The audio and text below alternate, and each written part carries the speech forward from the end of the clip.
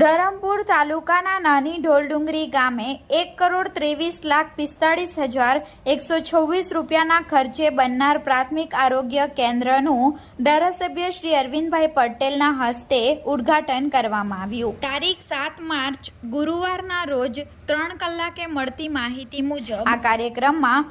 તાલુકા પંચાયત અપક્ષ સદસ્ય કલ્પેશ પટેલ,